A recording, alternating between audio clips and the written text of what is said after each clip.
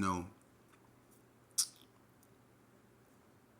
it's hard sometimes to maintain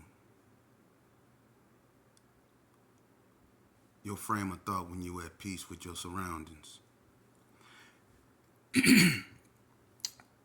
Let me end this.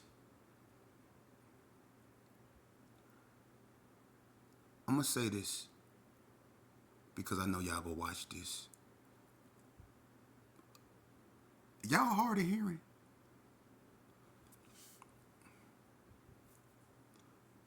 I don't take orders. Never did. Okay? I don't know what y'all grew up under or who you grew up under, and I really don't give a damn. But this is finna get real thick. I don't give a damn about people calling about me. I don't give a damn about people talking about me because you scared to call me and you scared to say it in my face. Just like you always have been. When we was growing up, one thing that y'all, and I know it irked you, especially people that was really non-affiliate, just hung around to get high. I know it really irked you that my name was ringing the way it was. My name was ringing when I was a baby. Some of you dudes was nowhere to be found. And I don't even have to name you because you know who you are. When I first went to Elko, I was in Elko with ones. You know what ones mean? I was in Elko with Big Bo, Big Boo Rock. I was in Elko with J Lord, not J Lou. I was in Elko with Big Craze. See? I was in Elko with the Big Bobby Baileys and the Big Dirty G's and the Fat Dads and the Big Boosie B's. I was in there with the ones, the Droopies from Little Locos. I was up there with the Smooth Rocks, the Lonnie Lees, the Ronnie Pennies, legendary figures. You don't even hear these names no more. I was up there before there ever was a Donna Street. I was up there in Elko before there ever was a K9. When I went to Elko, the West Coast Bloods had barely just came out. They had barely just came out and was on the map. They wasn't even red and gray yet. They were wearing they were wearing black Adidas sweatsuits with red stripes that went down the side. And on the back of the sweatsuit it said Cold Chillin'. That's what the West Coast Bloods was wearing. This before they was 1304. 1304 is just an address where Roro stayed. That's his mama house. Kenny Banks, KB, put the stamp on West Coast Bloods. I was in Elko. See? You dudes that's calling each other, where were you? Y'all talk about, I wasn't a gangbanger, because when it come to that, you'll have to tell the truth. That's why you'll try to attach yourself to something. I wasn't a gangbanger. I was a representative of a... That's bread terminology. Nigga, what you representing? That's bread terminology. It means gangbanging. So whether you try to say something and try to make it sound all fancy, I wasn't a gangbanger. I was a representative. Dude, get out of here, man. Y'all wasn't active. Just because you was walking around with the same pair of Dickies on for 3 days and 40 ounce and all that old bull crap on your shirts, 40 ounce, that ain't putting in work. Just because you spray painted on the wall and crossed out a B or something, that's gangbanging. Because you threw a rock at a cop. Remember we used to do that? And carry arms, throw rocks at cars in the little carry arms. Me, Double Dose, Rocket, Pimp, Quasi, Lil Trap. All of we throw rocks. What was y'all at? When we was doing that little petty stuff, you were nowhere around. But y'all come. I'm going to tell you where the majority of y'all come from. I can pinpoint you, see. That's how good my memory is. A lot of you dudes come after 89 and 91. For real. A lot of you dudes was forced to gangbang Because after I got killed, everything cranked up in Vegas. December 4th, December 4th, 1986, it hit the fan in Vegas. At the Comfort Inn, L got killed. After L got killed, everything in Vegas woke up. Now, mind you, when L got killed, there was nothing in North Las Vegas but the hood and GQs and Mexicans. There were no NTGs, there were no DSVs, there were no ABMs, there were no hard time hustler, there was no such thing as White Street. It was none of that. It was GQs, Hollywood, and Mexicans. Sanchucos, Mexicans. See? After 80, look, ABM, when did it come out? 89. When did 40 Block come out? 89. Think about it. The NTGs came out in when they became official Northtown Gangsters. When did they come out? Late 88, early 89. DSV when it came out, after 89. Hard Time Hustler, after 89.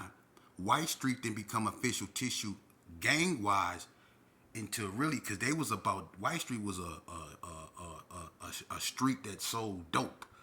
It was no gang banging over that. It was a money street. But when Donnie came out, they was banking. All that happened. 89 back. That's where all you new booties come from. Because 85, 86, 87, 88, you dudes were nowhere around. You were nowhere around. You were nowhere around, dude. So stop it. When dudes was fighting, see, 85 on back, that's the Big Reds and the Dirty Robs and the Kenny Max and the Michael Finleys and all the Rock Sheba, Stacey Mackamos and all them dudes, you know what I mean? That's all them, the Big D's up out of Crib City, the TT's up out of Delmonico. If you go back toward that era, you're going back toward those OGs. See? But where you new booties come from? Huh? Yeah. I was right there. K9 is old. Matter of fact, K9 came out in right before Donna Street. Under another color. All right? But K9 really wasn't turned up until around 89. That's when they was turned up. The 60s, before they went to really Casa Rosa, they was in Sydney Sue. Big Easy was in Sydney Sue. Me and Big Craze, look, Vegas Chronicles. One day, it should be a female that sold dope in Sydney Sue. Her name was Big Regina. Everybody remember Big Regina had a brother from Donna Street named Tone. Big Regina sold two things. And smoked. She sold weed and she sold sherm. I met her through Rusty on 40 Block. Big, fat, ugly, monkey-looking broad. But she had weed and she had water. So she kept a house full of dudes. And it was always conflicts because people was always catching each other slipping over there. Stevie James robbed her. Talking about made her get naked. Stevie James got it. You know what I mean? So, but anyway, one day I go over there, to get some weed. And I go up the stairs and go in the house. The first person I see up in there is Big Craze, Chucky Gaines from Rolling 60. Me and him lock eyes. Now, me and Big Craze ain't never had no serious issues, but we was funky because the last time he left Elko, it was an incident that happened. Spike shot, I think, Ludog and King Roger D. He shot them up. So me and Big Craze was in Indian Dorm. We got into it behind that. Shaky Loke was up. QB Dior was in there too. He stopped me and Big Craze from getting into a fight because Big Craze was sitting around laughing about, Lil Dog getting popped. So we get into it in the gym. So when I see him over Regina House, I got my thing. I immediately pull that thing out. And when I pull the thing out, she started screaming and tripping. And she got in front of me, which caused him to run, and he ran in her room, and I tried to run behind him, and I ran in her room. He moved a pillow, and that dude had a sword off up under the pillow, and he drew down on me. We in the room like this, and she's screaming at the top of her lungs. And if it don't be for E-Love, me and him, we probably don't be here today, because E-Love was like, y'all chill that out, man. Keep that under your hat. Put that up under your hat. You know what I'm saying? E-Love was on something totally different. E-Love was like, y'all chill that out, man. Keep that up under your hat, man. We ain't got to do all that. And she screaming and all that, man. Y'all chill out. Right? Chuck, you remember that when I came in the house? You remember that? I came in that house when you smoking the Newport against the sink over Regina House? And I was like, what that Gersh pork like? And you was like, the 60 crib.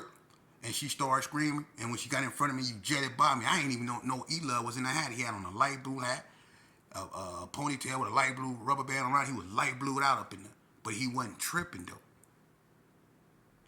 And I got into it with E-Love, too, in Juvenile. Because E-Love was driving by Carrie Arms one day, the little one, and we was throwing rocks, and we hit his cat light.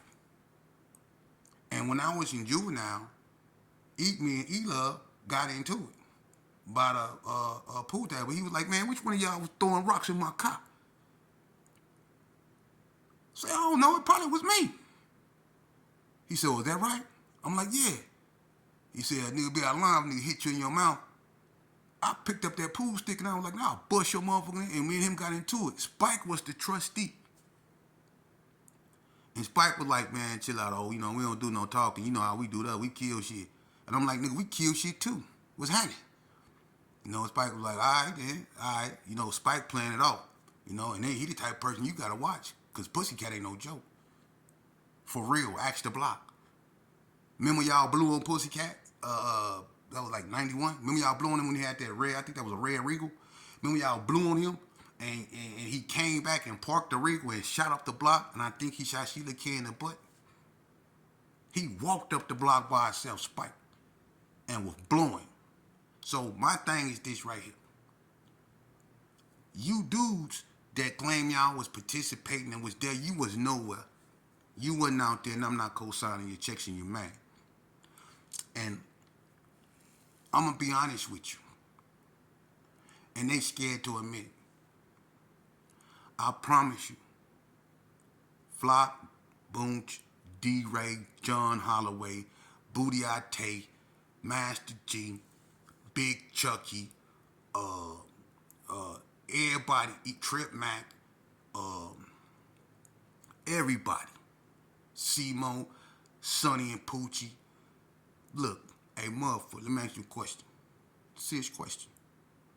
Which one of these cats, even Sud, Water Dog, which one of them cats you think would stop if they seen you walking down the street, dripping sweat, looking like you need something to drink? Which one of them really would stop and say, get in? Let's keep it a band. I put that on my dead daddy. Not now one of them dudes would do that, and they know it.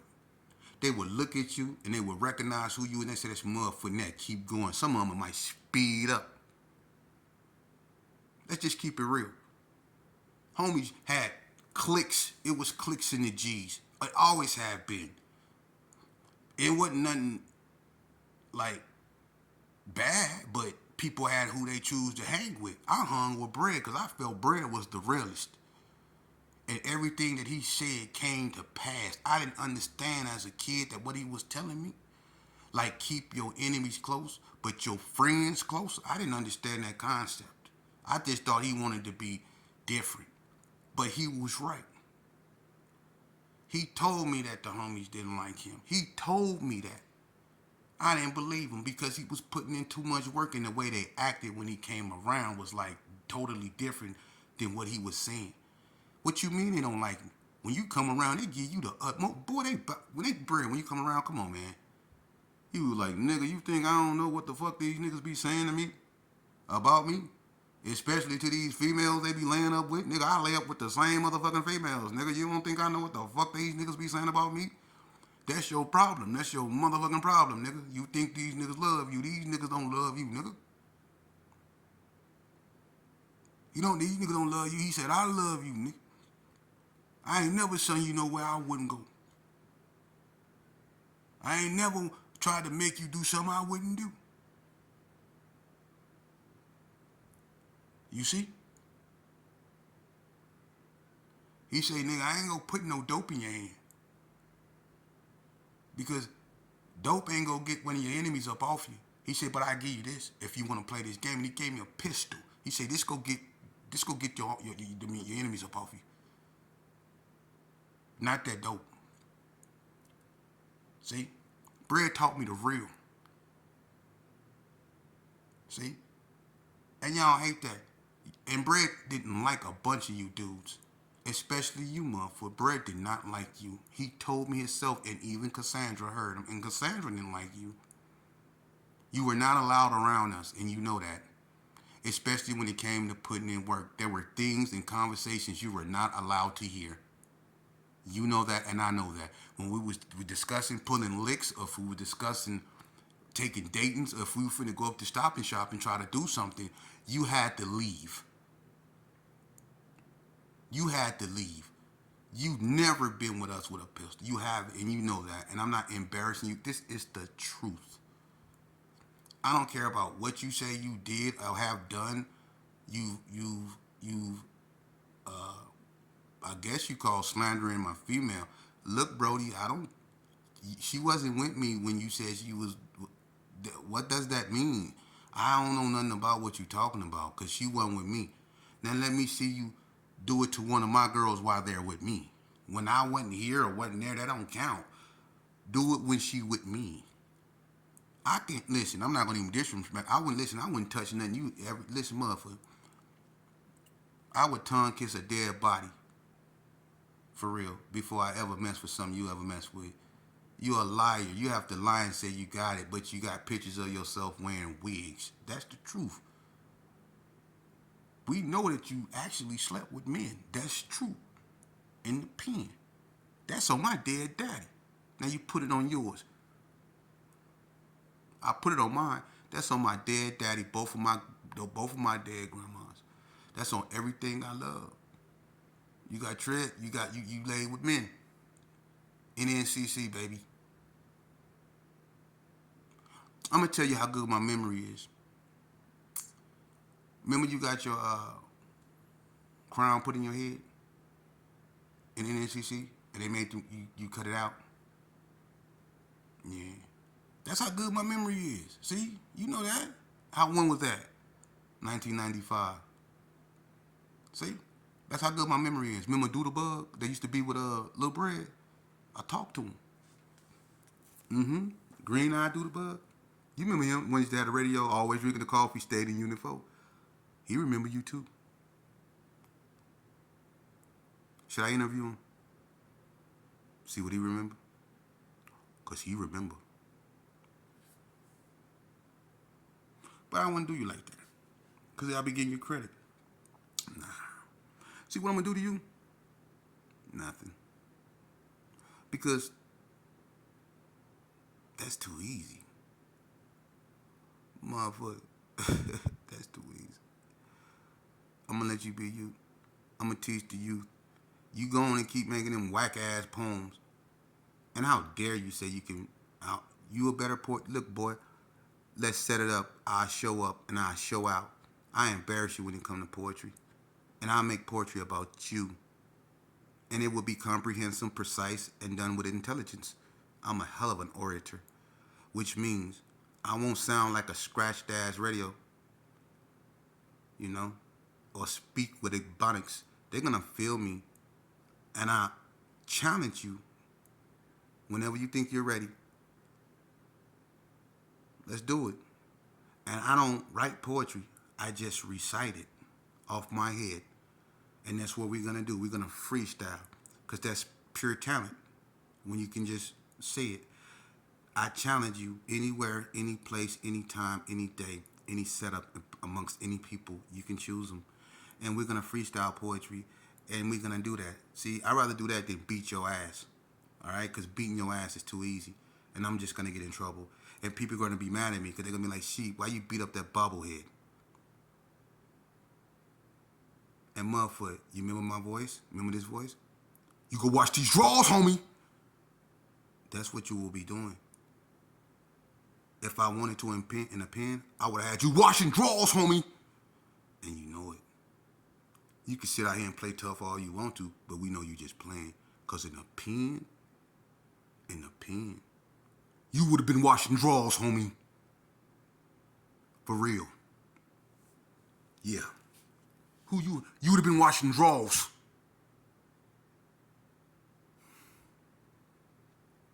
You know what's happening, man. Or you wouldn't have been on the yard. You know what's happening, man. I disassociated myself from that. Because I don't like you dudes. And the ones I got love for, they know it. But the ones I don't like you. Because you're frauds, you're fake. You're worse than anybody I ever went after or considered my enemy. For real. And I said in your face. My job is to use my experience to teach the youth not to go back and forth with senior citizens who need to be validated by another man. I can't validate you or none of you guys. You can only validate yourself. What you need to do is be unvalidated, because being validated is what got you in trouble. What being validated is the reason why you are in the situation you are now. Confused and stuck in limbo. I'm not validated. I'm unvalidated. And I unvalidated myself. Let me see you show the strength to stand on your own, reclaim your individuality, then come back to me. As long as you got to call individuals and talk to me about me, I don't respect that. I don't respect that. I don't respect you. I don't respect that. And I don't respect anyone that get caught up in that, because you have no business talking about another man. If you have an issue with an individual, you take it up with that person. I don't have a problem with nobody. I don't. That's why I don't come around you. I don't have a problem with you. Because if I come around you, it ain't going to be to hang with you. Believe that. I don't come around you because I don't like you. Okay? And that goes for whoever it goes for. I don't come around you because I don't like you. I don't care if you like me. I never did. I am who I am. That ain't gonna never stop being the way it is. I am who I am, my father's son. That alone separate me from the rest. And just like my father said, you stay your ass away from them, Terrell. They scared of you. They gonna kill you. And if they do, I'm gonna come back and kill every last one of them. Y'all founders said that, not me. So your best bet is to do you. I'm doing me. Won't you try to bring solutions instead of problems? If you don't like what I'm doing, unsubscribe. There's an on and off button on every mechanism you got that can bring my face up on it. So if you don't want to hear my voice, go on. I ain't around there looking for you, tying you, blessing with you. I don't give a damn about you or what you living for or seeking. Focus on what's in front of you. Because I'm not in front of you. Because if I was, you wouldn't be talking. You'll be paying attention. Because you know you'll be washing these drawers, homie. You gotta wash these drawers, homie.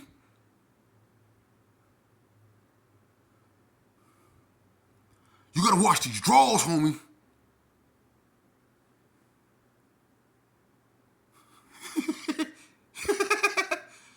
You gotta wash these drawers. Excuse me. Got caught up in the forehead.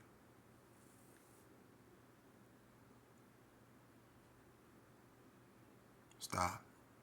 Go away. Go play. Leave me be, man. I don't bother nobody. I just wanna, do me. I'm here. I ain't over there. I'm here. Alright? Leave me be. Okay? if a person tell you to leave them alone, the most wisest thing for you to do, you should probably leave that person alone, especially when he seeks peace. I seek peace. Leave me alone. Go away. I'm not asking you. I'm telling you. And you're gonna go away. Because I told you to. Like I've been telling you. Go away. Okay? And do what you told to do, boy. Like you've been doing. Now that I have petted you, puppy, go play. Scram. Get out of here. Or wash these drawers, homie.